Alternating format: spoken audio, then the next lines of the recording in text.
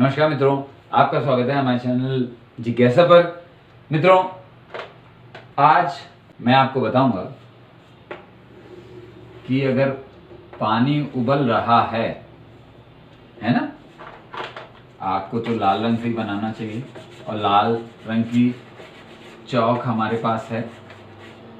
तो यहाँ पर पानी उबल रहा है अगर किसी बर्तन में, और आप उस बर्तन में एक थर्मामीटर डाल दें,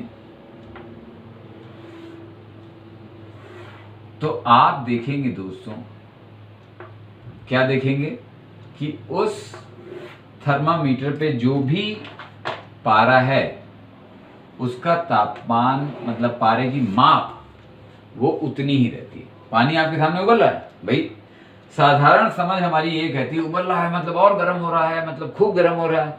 हाँ, गर्म हो रहा है, लेकिन फिर थर्मामीटर में पारा क्यों नहीं चढ़ता? पहली बात तो ये दोस्तों कि अगर आप इसे करके देखना चाहते हैं तो अपने बुखार वाला थर्मामीटर इसमें ना डाल दें। बर्तनों से नापने का तापमान अलग एक थर्मामीटर आता है। थर्मामीटर कई प्रकार के आते हैं, उसे क्लिनिकल थर्मामीटर कहते हैं, जिससे हम बुखार नापते हैं। वो इतने नापने के लिए होता भी नहीं है, 35 से 42 तक के डिग्री सेंटीग्रेड तक के लिए होता है, फ़ारेनहाइट में होता है हमारे शरीर का तापमान जो नापते हैं। इसके अलावा रूम थर्मामीटर आता है, वो भी अलग होता है। लेकिन इसके लिए अलग थर्मामीटर आता है जो पानी का तापमान नापते हैं, जिसे लेबोरेटरी थर्मामीटर या प्रयोगशाला थर्मामीटर कहते हैं। वही इस्तेमाल आपको करना है ये नापने के लिए। लेकिन अब सवाल फिर से घूम के वहीं आ जाता है कि अगर ये पानी उबल रहा है तो थर्मामीटर का तापमान क्यों नहीं बदल रहा? थर्मामीटर वहीं का वहीं क्यों टिका हुआ है?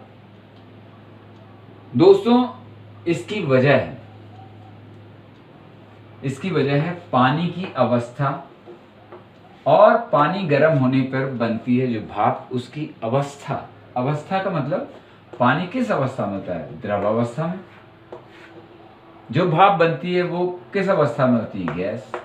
पदार्थ की 3 अवस्थाएं होती हैं, द्रव, गैस और ठोस। ये 3 अवस्थाएं होती हैं, ठोस, द्रव और गैस। ठोस अवस्था में भी पानी मिलता है, बर्फ जो होती है वो ठोस अवस्था का रूप होती है।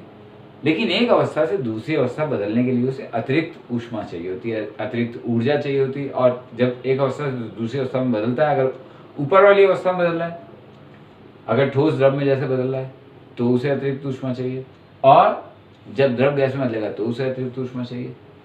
तो ये अतिरिक्त ऊष्मा, वो जो गर्मी आप नीचे दे रहे हैं ना, इसे द्रव अवस्था से गैस अवस्था तक बदलने में खर्च हो जाती है। भाप का भी तापमान 100 डिग्री सेंटीग्रेड ही होता है, लेकिन उसमें एक छिपी हुई ऊष्मा होती है जिसे कहते हैं गुप्त ऊष्मा, अंग्रेजी में कहते हैं लेटेंट हीट। लेकिन लेटेंट हम नहीं कहेंगे, गुप्त ऊष्मा ही कहेंगे। अगर हिंदी का हमने बार बार कहेंगे, हिंदी मालूम है तो हम हिंदी की बात करेंगे, क्योंकि अंग्रेजी में तो लोगों ने बहुत कुछ कर रखा है, दुनिया भर के काम और एनिमेशन और दुनिया। यहाँ पे हम आपको जो चीज़ समझा रहे हैं आपकी भाषा में, आपके तरीके से समझाने का प्रयत्न कर रहे हैं। ये गुप्त ऊष्मा छुपी होती है इस भाप के अंदर। एक बार मैंने अपने वीडियो में बताया कि भाप हमें ज़्यादा क्यों जलाती है, उसमें वो गुप्त ऊष्मा छिपी हुई होती है। ये गुप्त ऊष्मा इस थर्मामीटर की पकड़ में तो आती नहीं, उस गुप्त ऊष्मा को पकड़ने के लिए। तो ये थर्मामीटर बताता रहता है एक ही तापमान, और वो तापमान क्या होता होगा? 100 डिग्री सेंटीग्रेड, जिस पे पानी उबलता है और जिस पे भाप बनती है। तो पानी और भाप समान तापमान में होते हैं, लेकिन उसको दी गई ये ऊर्जा उसको भाप में बदलने में काम में आती है। ज़्यादा आप उबालते रहेंगे तो पूरा पानी उड़ जाएगा और वो भाप में बदलने में सारी ऊष्मा काम में आ जाएगी।